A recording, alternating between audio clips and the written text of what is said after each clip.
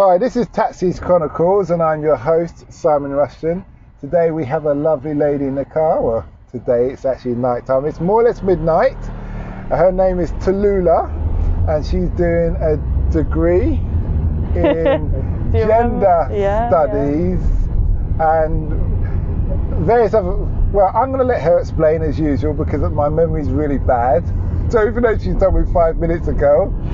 So Tallulah, it's nice to have you here today. Oh, it's lovely to be here. You've got a lovely car. Okay, thank you. It's a hire car, but thank you. Okay, so tell us, what are you studying and why did you choose that subject? So I'm studying gender, society and representation. I got into it because I did English actually at undergrad. So this is a master's, and I always found myself like writing every essay from like a feminist perspective, and I got quite into.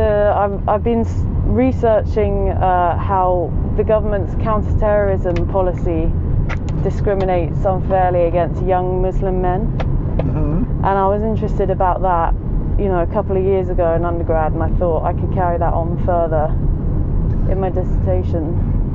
Can I ask, is this the same anti-terrorism policy they had for the Irish? No, see that's the thing. Prevent is what it's called. It was brought in 2003 and it dealt specifically with what they call new terrorism, which was really, I think it's a contested term because it so much centres religious-based terrorism and especially like Islamism. And that was the issue with the policy itself, is that it discriminated against Islamism. Surely specifically the whole IRA, Northern Ireland situation, is religious-based terrorism. It is, and that's why it's a contested term, is that new terrorism isn't any different from old terrorism, but the policy specifically picked out Al-Qaeda and ISIS as the groups that they were targeting against, and that's why it's been so harmful to young Muslim men, because based on, the government don't actually have a very good way of detailing religious profiling. We have statistics for racial profiling, for gender profiling, even for age, but we don't have religious profiling. And so it was quite hard to see at first that actually the majority of the people being referred through Channel, which is the counter-terrorism and police work together to refer people they think are at risk of radicalisation. And it was 86% of people referred through it were men. And then when you looked at that more closely, I think half of it was people who identified with Islam, but a lot of people who are racially profiled based on them physically looking like people, Southeast Asian backgrounds, who, there are very hyper visible things such as traditional dress and beard that made them subject to racial and religious profiling. So just to make sure I understand, because the listeners are also, I'm sure they're not experts in this area. So what you're saying is, firstly, is this policy something that the government has developed themselves, or they're just taking it as what the Americans have, or something like that? It's for the UK. It's very much, I think, Prevent works by implementing itself into institutions. So the idea of Prevent is that you can stop radicalisation happening before it leads to violence. So that in itself very much conflates the idea of ideology and extremism with violence. You could have one but not the other, whereas the policy says they're both linked.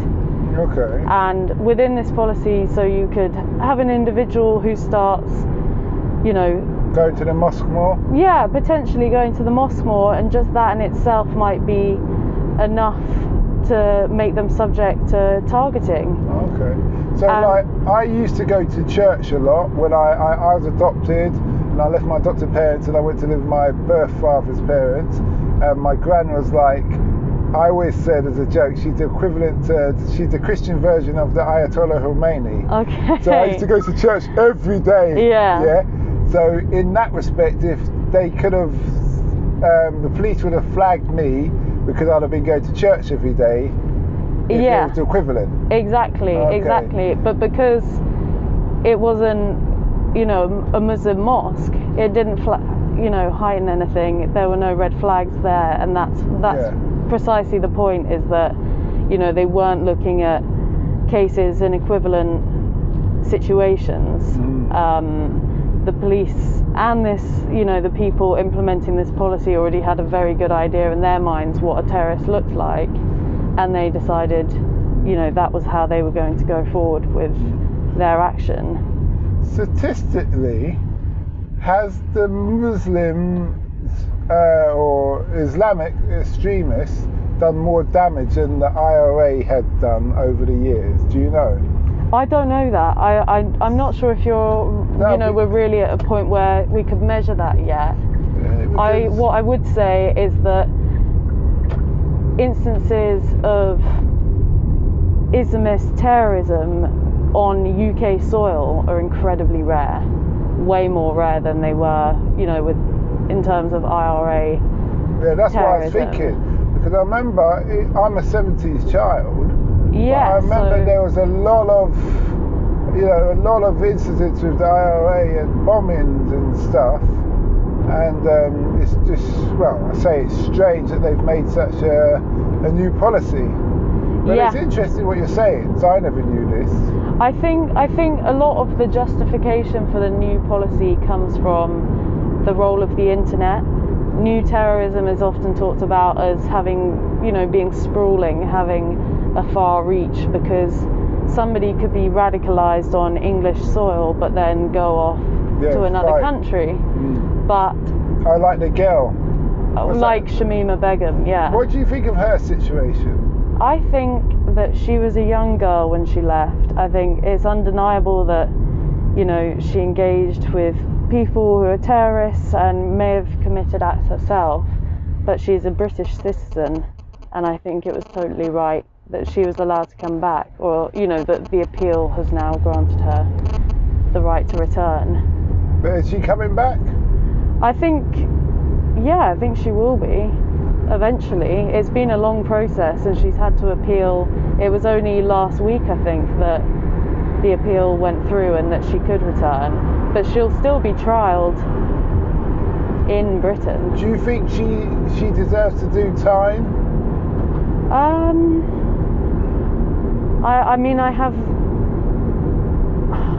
don't know about the prison system in general in some ways, so it's hard. I don't want to then say, well, yeah, she has to do a lot of time for what she did. It's quite difficult. I find it quite difficult to punish a girl. I know she's older now, but she was 15 when she left. I think it's much more pertinent to examine, how a child of that age could feel so estranged or alienated from a society that they'd want to travel abroad. It's probably a thing of having an identity, having a purpose. Yeah, absolutely. And having a cause. And if you don't have a cause, they say if you don't stand for anything, you stand for nothing. You'll fall for anything. But the point is that we're constantly vilifying people, especially Muslim communities, for having a voice. As soon as Muslim communities start to rise up and engage in politics, we say, no, you're being extremist, and so their voice is taken away. And I think when you're constantly taking the voice away from a group of people, then of course people are going to reclaim it in ways that we disagree with. Okay. I think that's true of any racist society. Okay, that's interesting. My personal views, and I only voice as I'm ex-military, so I look at, first I was like, let's just hang her, being ex-military, but then I actually thought about, well, what has she done? And all I know is that she went over there, she got pregnant a couple of times, lost a children, and then she married an ISIS guy, something like that. Yeah. And then on top of that, she wasn't apologetic when she was being interviewed on TV. So Yeah. So, and that's probably what kind of the straw that broke the camel's back in the sense of the country, the popular public opinion to a certain degree, when they're saying, wait a minute, well, if you had said, yeah, I was stupid, I was impressionable, blah, blah, blah, but you're talking like you still got hope for ISIS.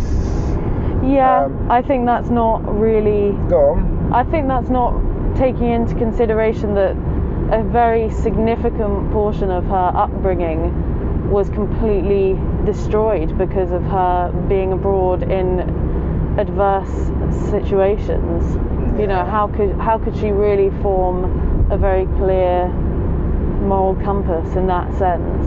Yeah, but she was 15 when she went out there? Yeah. So, to me, you're 15, you may not be, I understand decision making part of your brain doesn't fully develop until the age of 25.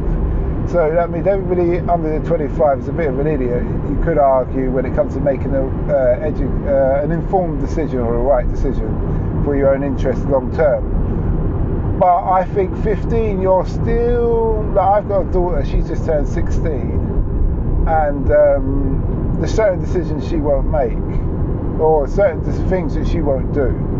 Obviously, you've got certain things that you have to debate with her about. Let's say, as a father, her dressing with a miniskirt and certain things is, I'm not all. That's not. You know, I'm not a fan of that, and that kind of thing. But other things, she's. You know, there's. What I'm saying here is there's an element of understanding. Do you understand? I do, of course, I do. It's just whether that stands up. I look to the parents though, because I look like, what were you doing that your child could get into that thing without you noticing? And that's my concern. It's the same way when you look at like the whole Black Lives Matter things, not to deviate, but when people were saying, well, I didn't know this was going on. I didn't know. Do you understand? And people say, well, how could you not know? But on the same, in both cases there, I would say, let's take another step further and say, how can we live in a society where such like gross negligence is taking place? You know, how can we live in a society where you could not know that our government is racist? How could we live in a society where people are feeling so alienated? I would tell you, I would answer that, and it's easy. I always say, if you look at countries' CVs, you would never get England a job because of their CV of what they've done to human beings around the world. You'll be like, you know, there's no way we're employing you because you're what you've done as a government. I don't mean as a people, because it's not all people who agree. As a government organisation, it's abysmal. But as we've seen, you know, especially when you're talking about CVs and jobs, and you know, time and time again, it's been demonstrated that you could be the most, you know, awful person. And it still wouldn't matter in terms of a CV. It matters where the money's coming from, where the power is. The problem is, and this is where leading into my next question is, I believe the problem is, you tell me, how would you resolve this whole issue with the Islamic extremists and grooming people to go out there and fight? How would you solve that? I think by giving young Muslim people in the country a voice, making them feel not like they're constantly vilified, making them feel like they can affect change also, like giving them a place in government, but not just that, because often that becomes tokenistic. You know, you have people in government that can't even do anything. It's more empowering people at a young age to know that their place in society is just as important as everyone else's in Britain, because they're such an integral part of British life and culture, yet they're constantly feeling criminalised. You know what? I'm a Londoner, and I'm a South Londoner, and the only thing, I understand what you're saying there, but I would say this: life is what you make it as an individual. I come from children's homes, from being in care since 6 months, done spell in adoption and fostering, and ended up on my own from my early mid-teens and that kind of thing. So I hear what you're saying, but I do feel that life is what you make it, and as individuals we do need to make decisions, the correct decisions for ourselves as the routes we travel in life. I think you're totally right, but the problem is often like if you've gone through like hardships yourself, you sometimes adopt the attitude it's like, come on, if I can get through this, you can too. But not everybody's as strong as each other. No, and the point is that you shouldn't on an individual level have to be battling against your entire government, and your place in society is constantly working against you. If we all individually have to go through hard times, but if already you're disadvantaged in these areas, then those hard times are going to be a lot harder. And that's the only way I can see trying to alleviate these societal issues, is making people feel like their place in society doesn't work against them, and that they're valued. What I would say is this. My thing is, if you want to solve the problem, and this is what I say about Americans as well, you have better foreign policy. Yeah. And I say that as an ex-soldier, an ex-marine. If the government had better foreign policy and stopped causing wars with people when they want stuff from them or can't get their way, then we wouldn't have this problem. Absolutely. Look at the 7/7 bombings. One of the perpetrators of that, his justification was, well, I kept seeing what the UK was saying, that they weren't racist, but then look at their foreign policy when it comes to Palestine. They're watching Palestine just get completely fucked, and no one's saying anything about it. And I think that the whole Israel-Palestine debate has been a huge reason for a lot of people feeling disillusioned, is that the world is sitting by whilst they get annexed. Yeah, I understand. So like I said, so moving on, you deal with demographics of people, as in race, religion. I take it you deal with the gender. Yeah, I do. So how does that work? In terms of what? In what are your main concerns gender-wise? Because this whole degree that you're doing, it sounds like you're just taking up causes. You're taking up causes. You see something's wrong, and it's being addressed in the university. Well, yeah, You're being taught about it at uni. Because it's an MA, it's a bit more independent. So you're looking at something that you might have noticed and taking a gendered approach to it, and saying, well, how does gender impact how people are responding to this? So within policy like that. But a lot there have been like hugely interesting topics that other people in my year have been looking at. And I think now it's particularly pertinent with the whole Black Lives Matter movement, is elevating women's voices within that, and that's historically been a challenge. What, in the sense of black women? Yeah, absolutely. I think for the whole point of studying is that I find that we don't need another white feminist voice chiming in on matters where you could be elevating people who have formerly been marginalised.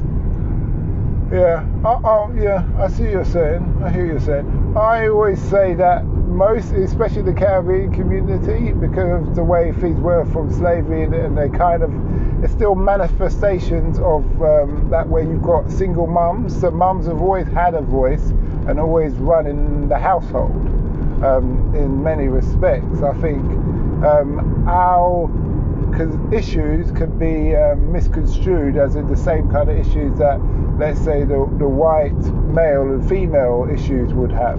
Yeah, I can see your point. If you see what I mean. Yeah, Our thing is more of uniting each other, that we both work with each other, where you guys had the misfortune of you weren't allowed to vote and you were just told seen and not heard, and you know, and that's a different thing in that respect.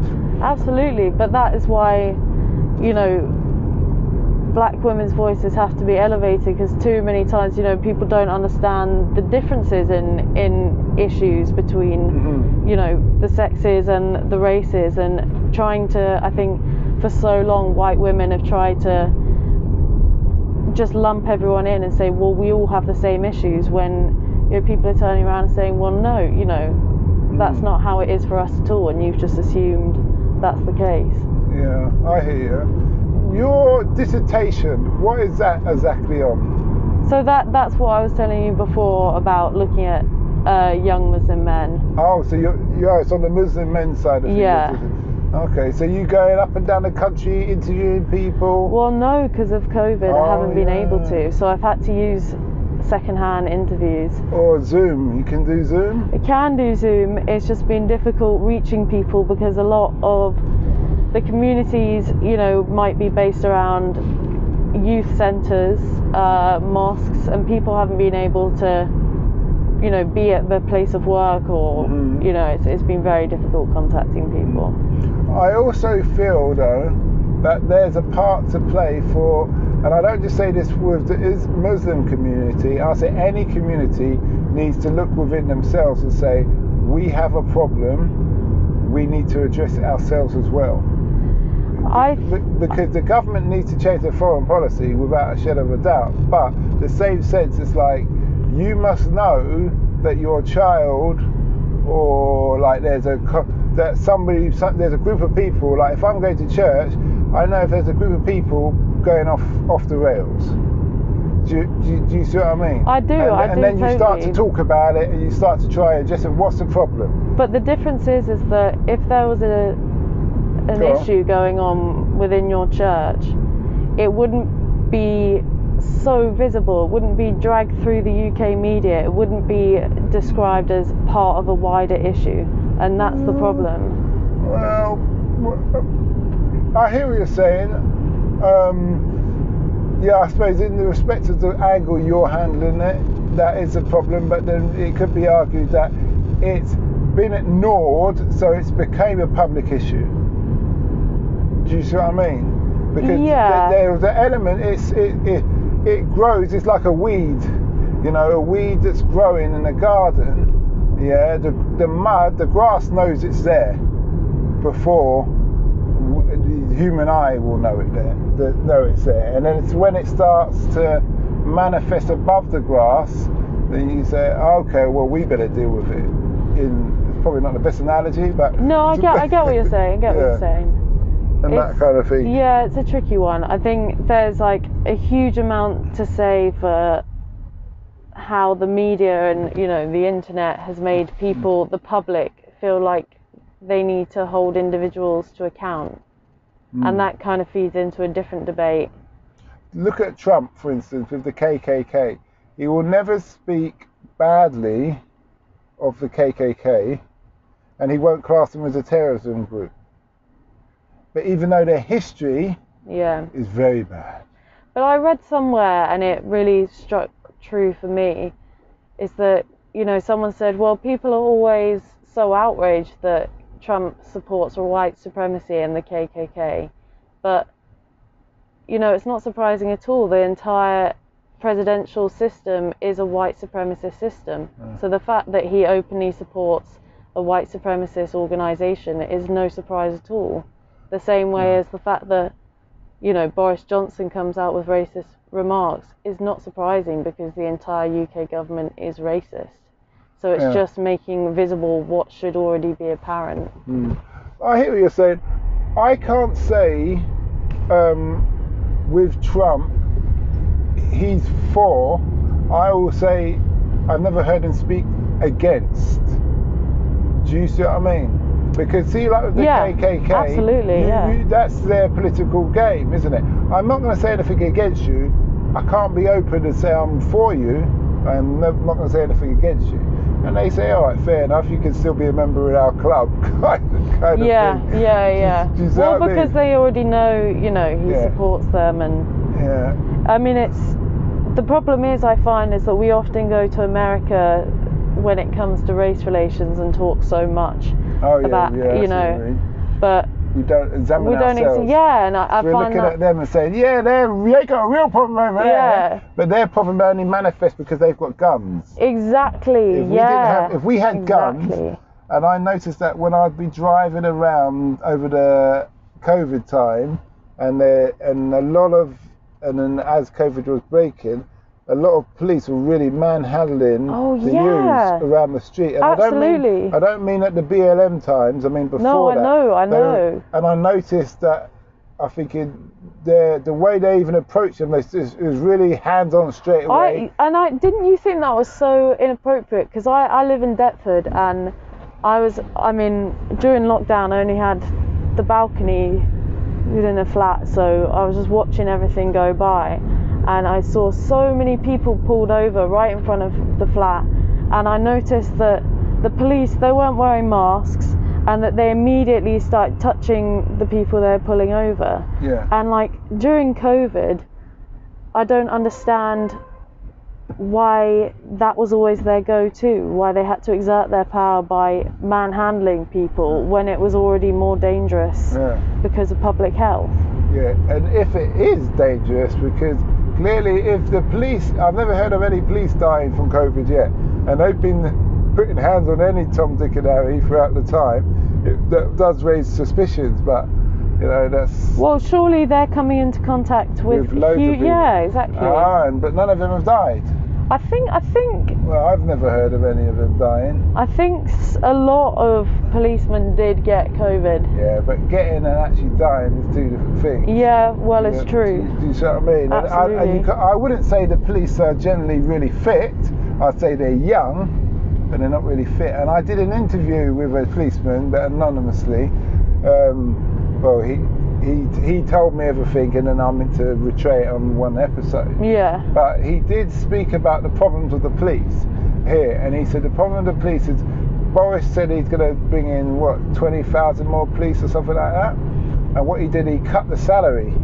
He cut the salary and he lowered the standard to get those police in.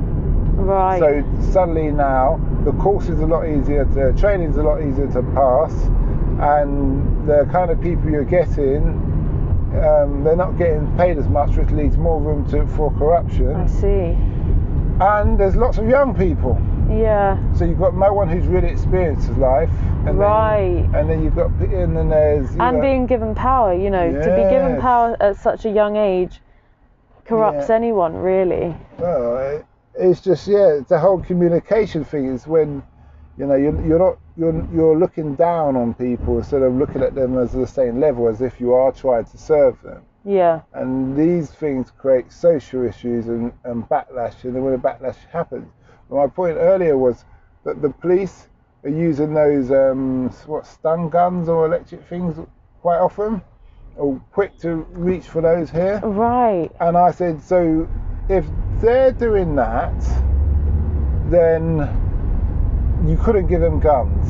Exactly. Because if they're so quick to rely on that, then figure how it's going to be with guns. It's going to be a problem.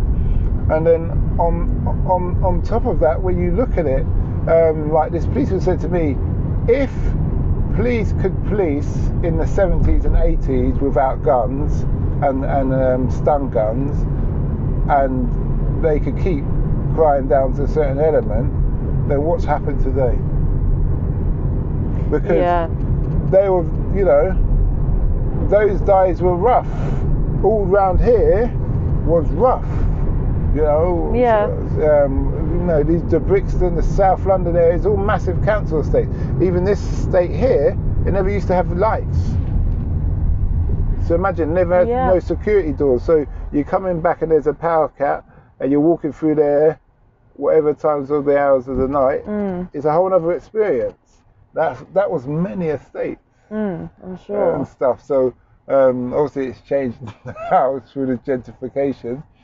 But so that's how I look at it. It's definitely, I think police nowadays are more, you know, the problem is they're accountable because you can see it, you can film it, you know, you see it on the internet, but they've realised that it doesn't matter that all of these instances come out and people view them, they'll still get away with it. It's the same in America. I think that's kind of what's sad, is that, you know, people have gone past the point of thinking that the internet is going to change things and make people more accountable, and now that they've realised it's not, people have gotten worse because they realise they can actually get away with more than they probably ever have. Yeah, I understand. So when you get this master's, what are you going to be doing with it? Oh, I don't know. I don't know. So that's such a niche thing. What is your What degree an idiot. in? English. Well, It's terrible. It's just it's a terrible job market at the moment, and they're two novelty degrees that aren't going to get me a job. No, English is okay because you can get into most things. You could get into most jobs, and then they could give you a top-up course. Well, that's the thing, is trying to prove to people that, you know, I'll work hard at anything I do. If you put me in a role, I'll absolutely work my hardest, but it's how you look on paper. And at the moment, the job market's so bad. You've got people who are way overqualified applying for entry-level jobs because people are out of jobs. Well, you're very articulate, and what I'd say is this. I did an interview with a lady English teacher. Oh, yeah. And she teaches English online, young, she's about in her mid-20s, or no, she's a bit late, early 30s, late 20s.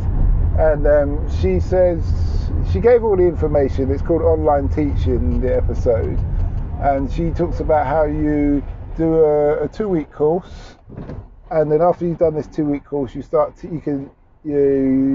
up to an agency, and you start teaching people like in China, all around, mainly China and Russian children around the world. And just through online, you do 20 minutes a day and teaching them English. And they just pay you. I heard about this. So I would suggest you do that. You could do that now. No, it is a good idea. And she says it's only because of the COVID she stayed with her arm. But before, she's just constantly travelling, and as long as she's got an internet, she always makes sure she has a good signal, and she does like 5 classes a day.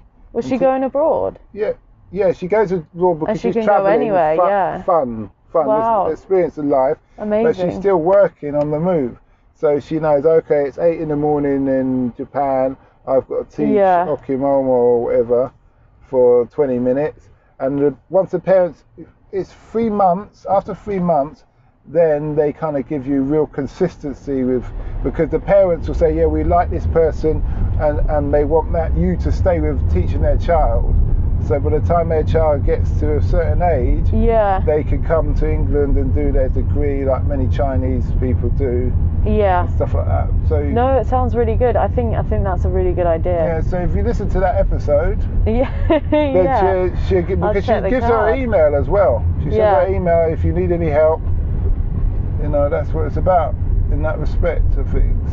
Yeah, it's nice to get these, you know, people's stories out there, especially during lockdown and COVID and everything. It's good to talk to lots of different people. But you're spending a lot of daddy's money for not knowing what you want to be. Oh, I'm working as well. Okay, it was 27 grand, isn't it?